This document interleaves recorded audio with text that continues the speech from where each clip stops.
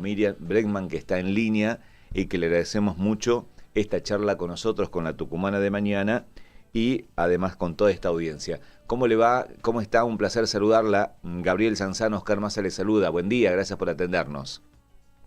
¿Qué tal? Buenos días. Un placer, gracias por atendernos. ¿Está en qué parte del país? ¿En Buenos Aires? En Tucumán. ¿Está en Tucumán? Ah, mire, por teléfono. Estamos aquí mismo con mi compañera bien. Alejandra Reyes. Ah, perfecto, porque por teléfono puede estar hablando desde cualquier lugar del mundo y no se nota, ¿vio? Claro, no se nota, pero no, acá en esta lluviosa Tucumán. Ah, bien. Bien, bueno, bienvenida a Tucumán, entiendo que en plena campaña. ¿Cómo va eso? Cuéntenos. No, muy bien, estamos recorriendo el país con Nicolás del Caño, estamos participando activamente de todo el proceso que se está dando en la provincia de Jujuy, así que con mucha presencia en la provincia. Ustedes saben que ahí obtuvimos 6 convencionales constituyentes, entonces la responsabilidad que eso nos implicó y que nos implica es muy grande para nosotros, pero también muestra para qué sirve una fuerza de izquierda, que no es para abrazarse y saludar y botarle las cosas a Gerardo Morales, sino todo lo contrario, para estar con los intereses de los trabajadores y las trabajadoras fuera del recinto, pero también dentro del recinto cuando hay que dar pelea. Así que con esa experiencia de los últimos días, estamos ahora en Tucumán. Mi compañero Nicolás del Caño está en este momento en la provincia de Córdoba, que hay elecciones municipales el próximo domingo, así que con todo el desafío que implica esta situación para la izquierda, donde las coaliciones mayoritarias solo proponen más ajustes, seguir el camino del Fondo Monetario, y la izquierda propone una salida que favorezca a los trabajadores y a las trabajadoras. Seguro. Ustedes han definido a las PASO como proscriptiva en varias oportunidades. ¿Desde ya no están de acuerdo, obviamente, con esto, o no? Mira, lo que tiene de proscriptiva la PASO es el piso. Tiene un piso que obligatoriamente hay que superar. Nosotros, la verdad que no hemos tenido este problema en los últimos años, pero eso no hace que no dejemos de señalar que tienen un piso para poder estar en las generales. ¿Y eso no es beneficioso, digo, a la hora de el votante, del que vaya a votar, de que haya por lo menos boletas en los cuartos oscuros, diputada? No, para mí es importante que todas las opciones estén, porque además se pone un piso proscriptivo y después se habilitan ley de lemas, colectoras, que hace que cuando vayas a votar haya 140 boletas. Así que la verdad es que los sistemas en la Argentina se han ido descontrolando de una manera donde a cada provincia que vas tenés que aprender o conocer cuál es el propio sistema de votación. Fíjate la fragmentación política que se da en Santa Fe, a partir de que llaman boleta única, pero son 4 boletas, una por categoría. Entonces, creo que el adelantamiento también de las elecciones ha llevado a un sistema político fragmentado, y el fenómeno que se está dando, bueno, que se vio también en Santa Fe el último fin de semana, con un 40% de abstención y un 10% de voto en blanco. Entonces, hay que empezar a leer ese rechazo que está generando este propio sistema, pero yo le digo a aquel que está descontento, enojado, que no ve salida, que no se quede en la casa masticando bronca, que tiene que ir a votar y que tiene que elegir que la salida es por izquierda, que la salida es desde abajo, porque si no van a seguir decidiendo lo mismo de siempre. Justamente le quería consultar porque, bueno, hay, usted lo había dicho al comienzo de la nota, las coaliciones por ahí que mayor intención de votos tienen o tendrían, según las encuestas, están del centro a la derecha, claramente, ¿no? Digo, del lado de Rodríguez Larreta, Patricia Bullrich, incluso Sergio Massa, Milei. La izquierda, ¿cómo se posiciona en este escenario electoral? Que por ahí no sé si había sido tan clara la distancia con la gran mayoría de los candidatos como en este caso. Bueno, creo que sí, que hay una derechización de la agenda política. Si hay algo notorio en esta elección es que ya no pueden ni siquiera prometer, hacer promesas electorales. Viste que siempre tenés las promesas electorales. Macri cuando asumió decía que iba a terminar decía pobreza cero. Cuando asumió Alberto Fernández decía que iba a terminar con la herencia macrista. Hoy no hay ni promesas, porque todos asumen que van a seguir ajustando, que van a seguir recortando, que van a seguir el camino del Fondo Monetario. Entonces, ni promesas electorales hay. Es una campaña bastante atípica, donde la única idea que tienen para captar el electorado es votame a mí, que no soy tan malo como el otro, votame a mí, que soy el mal menor. Entonces la izquierda tiene un desafío, obviamente con la disparidad de fuerzas que tenemos en las campañas y lo que significa hacer campaña prácticamente a pulmón como hacemos nosotros y nosotras, pero la izquierda tiene un desafío enorme, como se demostró en Jujuy, de poner sobre la mesa cuáles son las discusiones centrales, incluso después de que ganan las elecciones, porque Gerardo Morales había ganado las elecciones con un alto nivel de descontento, con un alto nivel de ausentismo, y no supieron leer que todo eso demostraba, y el alto voto que tuvo la izquierda, todo eso demostraba que había un sector muy descontento con ese pacto entre la UCR y el TJ que venía dominando la provincia. Yo creo que hay que empezar a leer más profundamente estos resultados, y que el mensaje político también puede ser por izquierda, que no es todo a la derecha, porque también creo que nos han metido mucho en esa idea de que solo se manifiesta por derecha. Jujuy demuestra que también el descontento se puede canalizar por izquierda, y que esto no es un problema de la izquierda, es un problema de una salida favorable a las mayorías populares. Diputada, si fuera presidenta o vice, ¿intervendría Jujuy?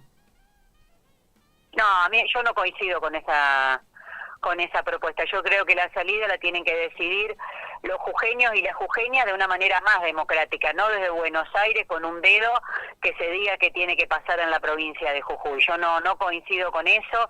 Creo que al revés, que en Jujuy hay que cuestionar las bases profundas sobre las que se ha sentado la provincia, el régimen que ha establecido Gerardo Morales, de saqueo del litio, de robo de los territorios a las comunidades originarias y de bajos salarios, y de trabajo precario, ¿no? También tiene un altísimo trabajo precarizado. Entonces me parece que la salida tiene que ser con discusión de las cuestiones estructurales y de fondo, y no con un dedazo desde el obelisco. En las últimas elecciones tucumanas, el Frente de Izquierda tuvo su performance, quizás tenían mayores expectativas, al decir de Alejandra y Correa y demás, cuando hablamos con las elecciones en la provincia. ¿Cómo piensa revertir también esos números en Tucumán desde la izquierda, pensando en la proyección nacional, diputada? Dando mucha pelea, pero también mencionando esto, ¿no? Las condiciones de desigualdad en la que dimos esa pelea provincial. Nosotros no llevamos colectoras, nosotros no es que encontrás el cuarto oscuro y encontrás la boleta de Alejandra repetida 20 veces. Creo que hay algunas cuestiones de los sistemas electorales que hay que empezar a cuestionarlos, como hablábamos al principio, para que verdaderamente se manifieste lo más genuinamente posible una mínima equidad. Creo que las elecciones adelantadas provinciales no es casualidad que ganen los oficialismos la mayoría. También pensá que son sin publicidad, sin participación, sin spots gratuitos, es decir, las condiciones en que nosotros damos la campaña son muy desiguales, pero eso no nos hace aflojar, sino todo lo contrario. Acá estoy con Alejandra y seguimos con mucha fuerza para dar la pelea para las generales, para las nacionales, perdón.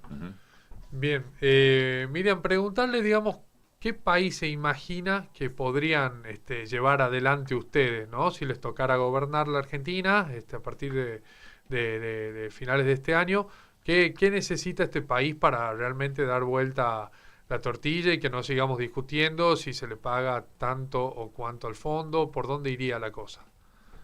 Bueno, usaste una frase muy buena, dar vuelta a la tortilla, porque lo que ha ocurrido en los últimos años es que los ricos se hicieron más ricos y los trabajadores más pobres. No es que la Argentina se hundió. La Argentina se hizo más desigual, notoriamente más desigual. Hoy trabajar no te garantiza llegar a fin de mes. Entonces, creo que esa es la ecuación que hay que invertir. Yo me imagino un país organizado según las necesidades populares, mayoritarias y no de unos pocos. Hoy en la Argentina, te digo uno de los ejemplos, se da un fenómeno de casas sin gente y gente sin casas. Cada vez se construye más en las grandes ciudades y cada vez más personas no tienen ya no solo para comprar, sino para poder alquilar. Hay préstamos para poder alquilar. Entonces, creo que hay que pensar una sociedad totalmente distinta. Uno de los temas centrales tiene que ser que el salario te alcance para llegar a fin de mes, no puede ser que trabajar no te saque de la pobreza.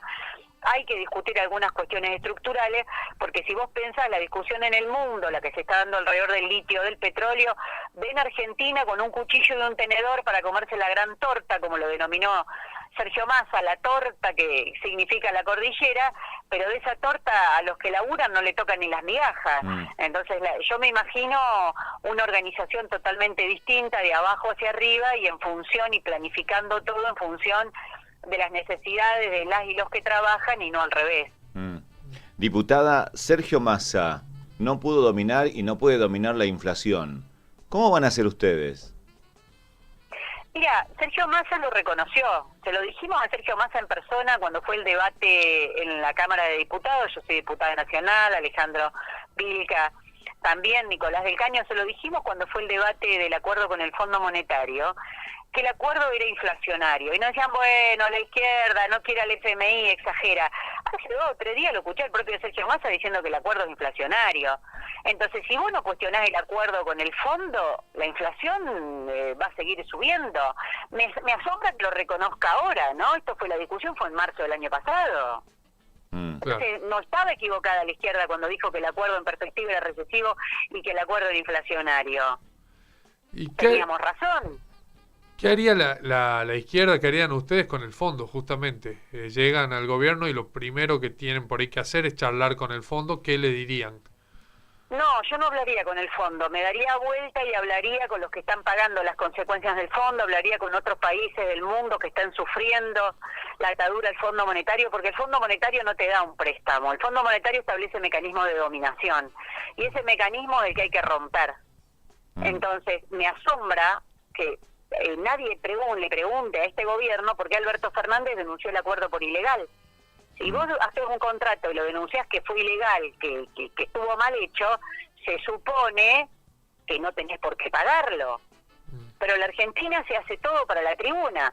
Se denuncia que el acuerdo es ilegal, se presenta una querella en tribunales y después se paga con el hambre del pueblo. Bueno, eso no va más. Eso no va más, que cada vez haya salario más bajo. ¿Vos sabés que las mayores recortes fueron en jubilación? ¿Vos te parece que los jubilados de este país tienen que pagar el acuerdo de Macri? Yo creo que no, que eso es injusto. Y yo ante la injusticia me revelo, la cuestiono y llamo a que nos acompañen con el voto como un mensaje político de lo que no estamos de acuerdo, de las que no estamos de acuerdo, en que los jubilados y jubiladas de este país tengan que pagar ese acuerdo. Diputada, días anteriores venimos de un día de paro de colectivos aquí en Tucumán. La discusión y en el país, la discusión pasa por el tema de los subsidios al transporte, ¿no? Sí. Y esta falta de equidad de la distribución de los subsidios en capital con el interior. Pero una gran diferencia, ¿no? Un federalismo que se dice pero que no se practica, por lo menos en el tema de subsidios. ¿Ustedes cómo ven eso?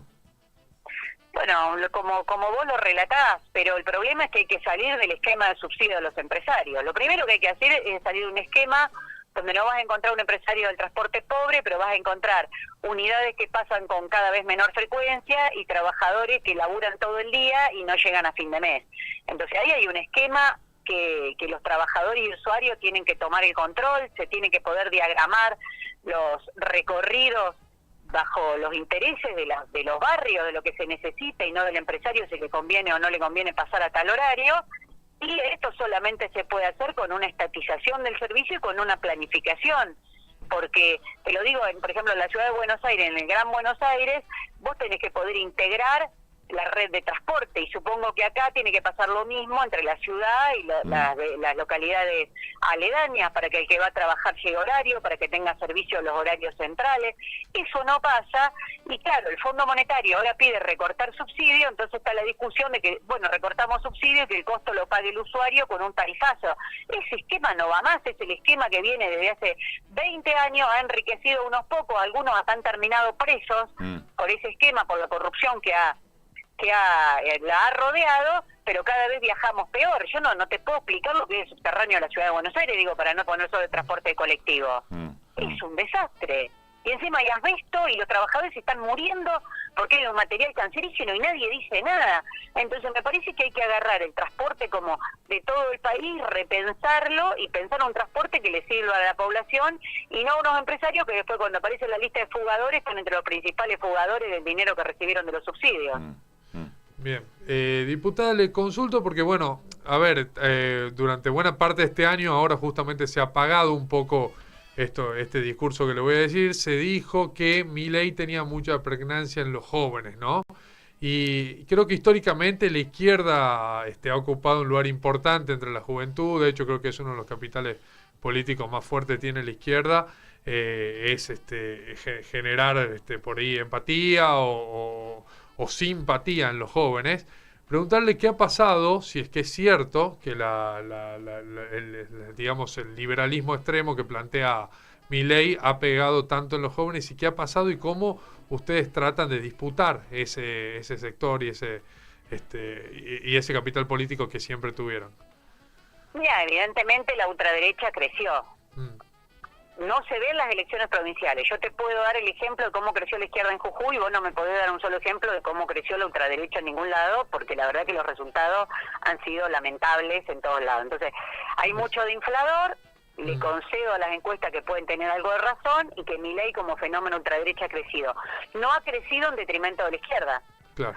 Cuando Milei aparece en el 2021 y hace su gran elección en la ciudad de Buenos Aires, fue también la mejor elección de la izquierda. Hacía 20 años que no obteníamos una banca por la ciudad de Buenos Aires, y en el 2021 ingresé yo como diputada nacional. Lo mismo en la provincia de Buenos Aires, con Nicolás del Caño encabezando, mi compañero de fórmula presidencial ahora, obtuvimos 10 puntos en muchos municipios, y hoy por primera vez en la historia política de la Argentina, la izquierda tiene concejales en La Matanza, en Moreno, en Merlo, en José Cepaz, en enorme cantidad de distritos del Gran Buenos Aires. Lo mismo te puedo decir en Jujuy. Acabamos de hacer nuestra mejor elección ejecutiva desde el 83 a esta parte. Entonces creo que hay que buscar las explicaciones de por qué creció, hay que preguntarle al Frente de Todos por qué dijo que venía parada a la derecha y la derecha creció como nunca creció tanto la derecha como bajo este gobierno. Pero lo que te aseguro, más allá de lo que te digo, que no fue en detrimento de la izquierda, sí te digo que, y hablo desde lo que puedo demostrar, nunca naturalicé esas candidaturas, nunca naturalicé su machismo, nunca naturalicé su xenofobia ni su ataque a los trabajadores y las trabajadoras y sus programas delirantes como el de la dolarización, y siempre les he dado pelea, y lo hago en el Congreso Nacional en cada sesión que hay. Bien, justamente tocó ahí, dijo la palabra machismo. Preguntarle cómo ve el escenario político para las mujeres. Acá en Tucumán al menos hubo algunos resultados que permiten una representación récord, sigue siendo baja, pero récord en relación a otros años, e incluso desde las candidaturas, ¿no? En Tucumán va a tener, por ejemplo, San Miguel de Tucumán por primera vez una intendenta mujer. En general, en el país, ¿cómo ve eso? Sigue siendo muy baja, incluso en un momento donde la marea feminista estaba en la calle, todos se cuidaban de poner mujeres en lugares de representación más altos. Ahora me parece que eso ha bajado mucho. Bueno, Tucumán tiene una particularidad con la ley de cupo, incluso Tucumán y creo que Tierra del Fuego. Pero bueno, en mi caso me toca por primera vez encabezar una fórmula del Frente de Izquierda, que una mujer encabece una fórmula del Frente de Izquierda Unidad. Así que asumo ese desafío, asumo esa pelea, y es parte de lo que tenemos, ¿no? Porque si el ajuste especialmente afecta a las mujeres, la violencia de género no para de crecer, hay casi una muerta por día producto de la violencia de género. Entonces son muchos los temas de agenda muy urgente que tenemos las mujeres y que se ha ocultado demasiado en esta campaña política. Bueno, diputada, le agradecemos mucho la visita. Va a seguir en Tucumán, por lo menos en la jornada de hoy, entiendo, haciendo un poquito más de campaña y visitando algunos lugares, más allá de que el tiempo no está en condiciones, pero me imagino que ya está acostumbrada a botas y transitar sectores en donde sí, se tiene que llegar con la palabra y con la idea. Gracias por su charla. Bueno, muchas gracias a ustedes por el espacio. Gracias, buenos días.